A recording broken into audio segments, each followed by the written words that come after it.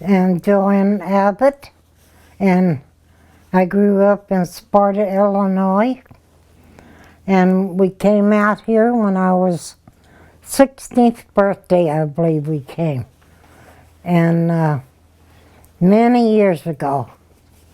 So we've enjoyed living here, and oh yeah, I had 10 brothers, or 9. There was 10 of us, and the oldest one was a boy, was Norman Chauncey, and a lot of people probably remember him working at Corton's downtown. It was a music store, and he worked many years, retired from there. Louise was next. After her was Millie, and then after her was Pete Chauncey, and then I think after that was a girl, Naomi. A lot of these were Bible names, and after Naomi was a set of twins, Reba and Riesel. Nobody ever heard of Riesel, but anyhow, twins. And then I was after them, and then there was another girl, Joyce, and then the little boy was Leo. He didn't have no name except Leo. They got tired of names, trying to figure out names. So, but it was a good life. My dad was a coal miner, and we lived on very little money, but we had farm animals, and you know, he raised a garden, everything we could do, you know, to live. And I wouldn't take the world for it. It was really an experience, but we didn't know how bad off we were. So you walked to school. Those stories we heard when we were kids, how you had to walk miles and miles to school, barefoot sometimes. yeah, we walked in the snow and everything, but when we got so far up the road, there was a railroad track, and we always had to, on walking, we had to really be careful with that train, because it came around the bend and you couldn't see it till it was there. It was just right there. So the city paid for us to have a taxi, and so we, the taxi, you know, could sit there and wait for the train to go by, and then we were safe, you know. But I just, it's just different. Everything's different about my life, you know. And Why'd Grandma and Grandpa come out here? well, they came out one at a time, just to visit and see what it was like before they sold the house back there and everything. They wanted to make sure that it was going to work for us. And did Grandpa work when he came back out here? yeah, he What worked. did he do? He went up to a tower type thing. He had to go out of town, and it was a big Reservoir? something like that. What did he do? Did they do water treatment? Yeah, I what? think that's, it was just a big concern type thing that he did that, and he worked at night and slept all day, but after he did that, then he came and worked at Corton's just to, my brother got him the job, just cleaning the furniture and you know, make sure everything was clean. And so after that, then he just decided, hey, he liked it here. So So, that was about 55, I figure, when you guys came here. okay, In 55, and so you went to school. You went to school at Kelso High. That's when you came yeah, to Kelso High went 2 years there, and graduated. graduated in The only one that 57. graduated out of 10 kids. So, All your brothers and sisters had to quit school for work or mhm, quit, didn't they? You just were the only one that Yeah. graduated. yeah, Because a couple of them went into the military. yeah. After Dad came out, Your dad. yeah, then he came home and they sent Mom out here, I think with my sister. They came together to look it over and they liked it. So we ended up moving out here and we all of us just loved it. So something different from what we were used to. But I tell you, we had a ball on that farm though.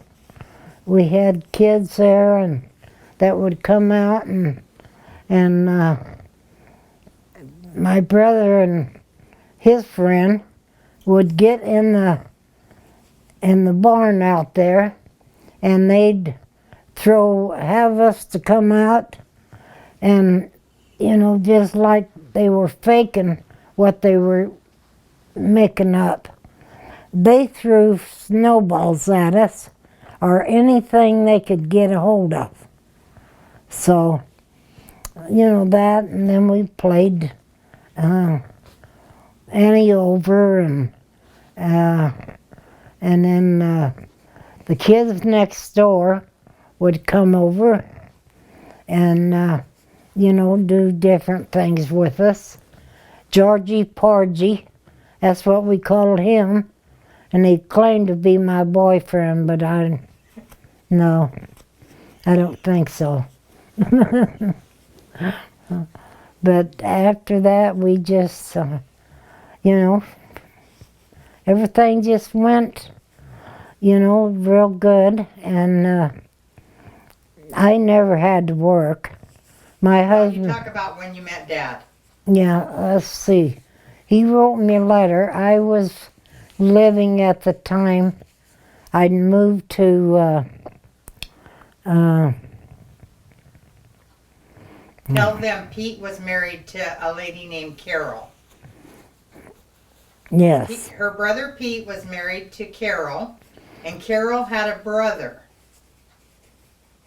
Raymond Abbott, and he wrote me a letter. I was working east of the mountains, and he wrote me a letter and said, I'm coming home from the service.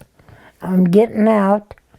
Would you meet me at home? And he was serious. He wanted to get married, and so that's what we ended up doing. Brother and sister married brother and sister. So her brother married my dad's sister. So, yeah, we had double cousins. So in 1959, you guys got married. In March of 59. Yes. And we had 2 children. My daughter Deborah, and then Don. I born. Oh.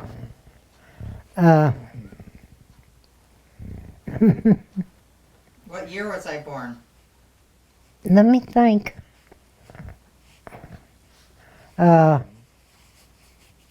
60. Yeah, Don was born in 62, yeah. and they were close. And he passed away in when he was 13. 2013 of a kind of a rare disease or nothing they could do for him because he always felt like he was drowning. So that took care of that, and we missed him so bad. Dad died after that. Yeah. Dad died. Dad died in 2015. Yes. He had lung cancer, but we missed him so bad. And then I have a brother, Leo. He's the one that didn't get no name except Leo. And he was my youngest brother, and he was just me and him were real close. But He died in 2019. yeah. So And they're all passed away except for you're the only one left. yeah. Joyce died in 2014, and not too long after that, Bud died. And then Dad died next. Yeah. Lost what? How many in just a Yeah, several. And few months? So we missed them all so bad. then you have Don's wife.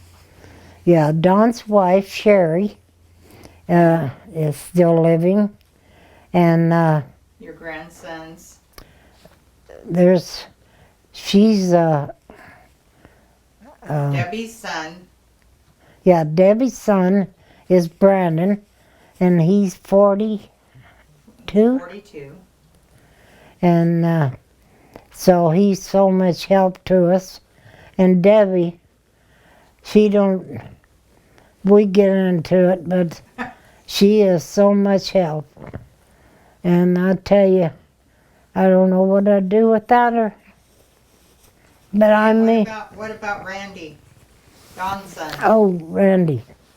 Yeah, Sherry's and Don's son was Randy. And what is he about? He just turned 30, and he's going to carry on the Abbott name. Yeah. So, we've had a good life. And I thank God, every day that just keep us going and healthy and be able to, survive without, a lot of hurt and pain. I just missed a class reunion, which was 65 years. yeah, and You just couldn't make it.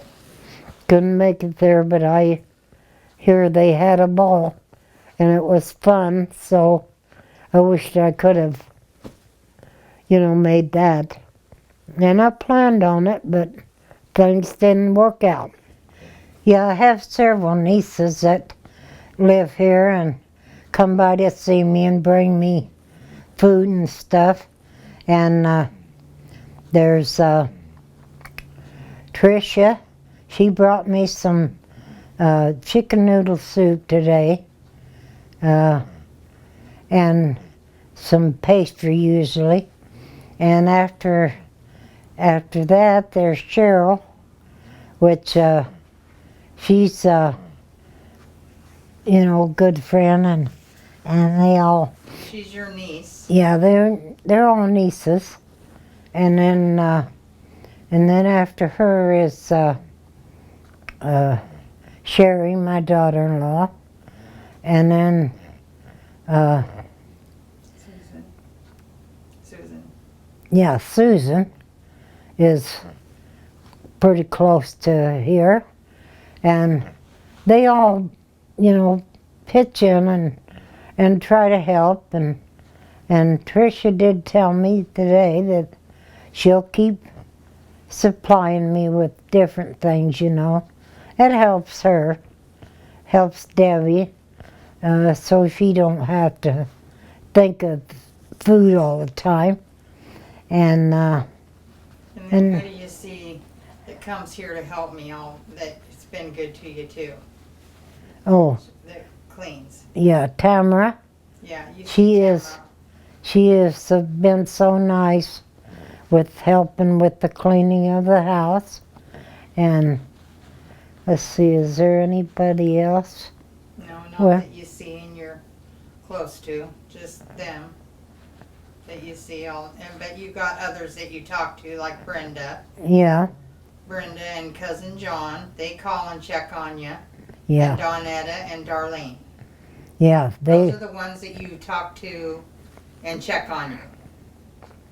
Yeah, Darlene and Donetta both live back east, and I think Darlene lives close to St. Louis. Yeah. And then Donetta lives in the country, kind of out by Colderville. But, And then Janet you see once in a while. yeah, Janet lives in Rainier.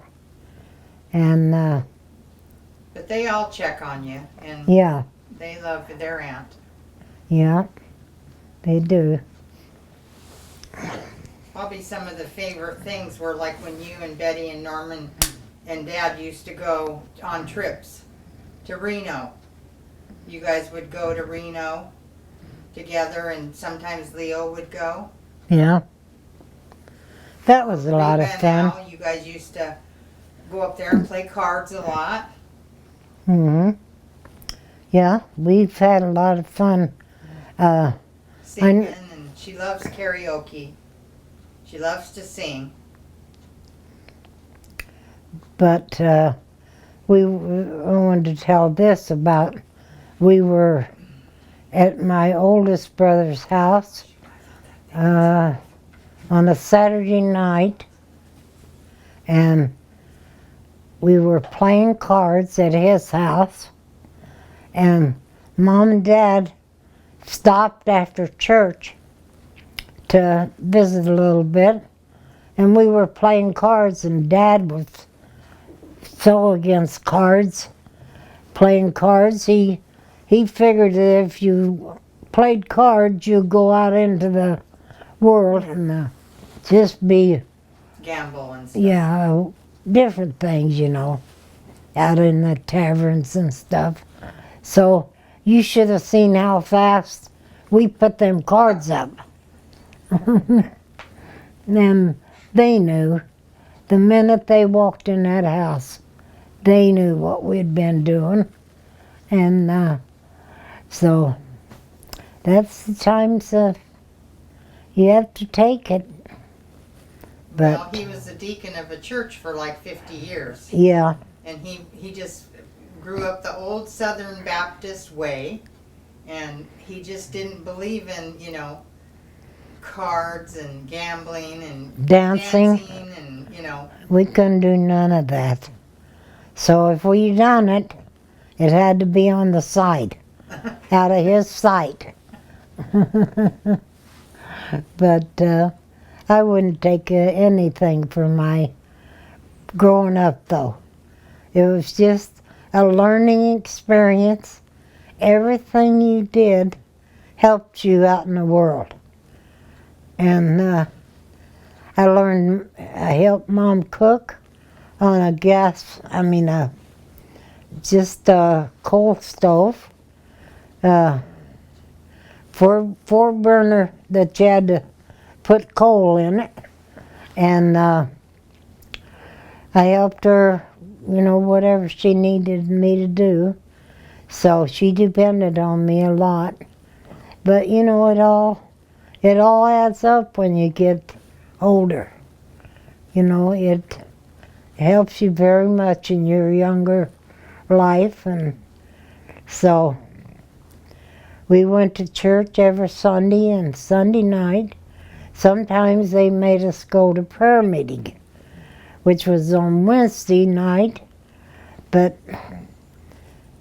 we really didn't have no business there on Wednesday night, I don't think.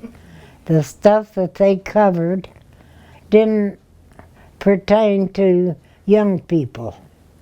So they didn't make us go very often. I think it was just to make sure they could watch over us and not do nothing. We do nothing.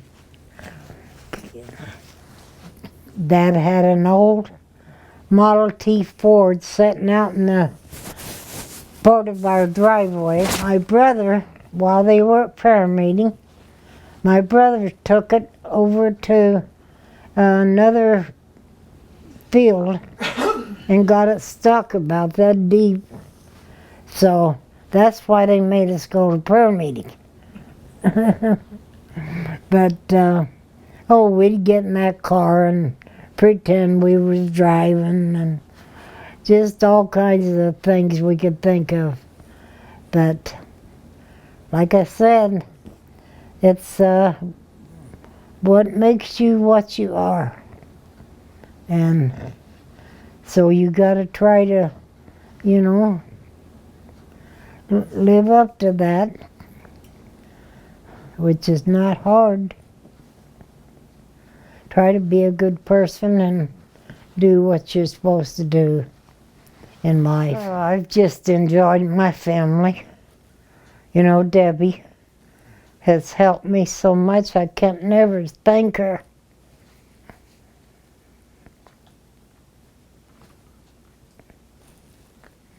Enough. But try to, but we have our spats once in a while because we have kind of the same personality, and they click every once in a while. And we're together 24/7, so that makes it hard. Even when you love somebody so much, you can still not like them sometimes. Yeah.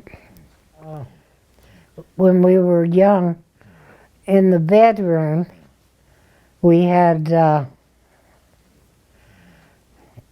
3 bedrooms actually, and my sister slept in the in-between room between Mom and the other bedroom, and we had 3 what'd you call them? They were them bunk beds? Well, they're beds that's made out of straw. I said back then they called them ticking beds. Anyhow, we had about 3 to a bed. Like And mangers? That's what I think of when Yeah, straw. yeah, it was sort of Babies like in that. mangers.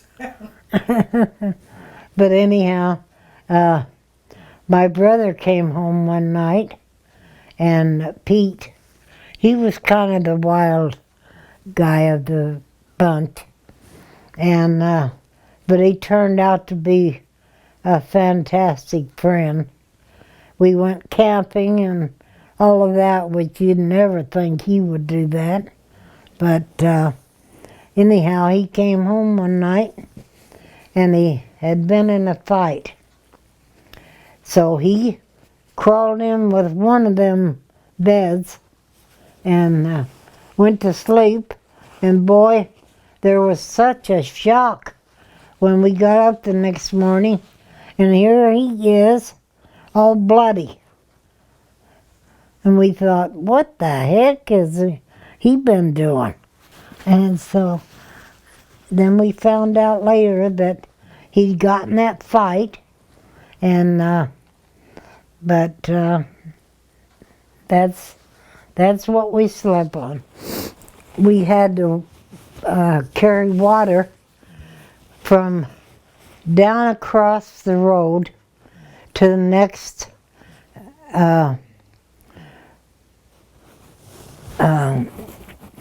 acreage. There was a road, and we had to cross that road and go by this beehive and carry the water up to the house to let it sit out in the sun. We was thinking of Dad when he'd come home with the coal mine stuff, all black and everything.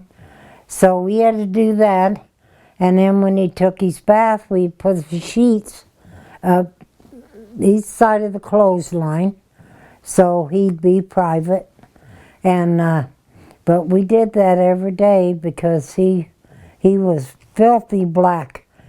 In fact, his gum turned black. And that he chewed. But, And he ended up having black lung. yeah, Later on, he was declared black lung. yeah, The government recognized that and, you know, kind of reimbursed a lot of those guys that worked in the coal mines. yeah. He was pretty black when he came home. But we was ready for him.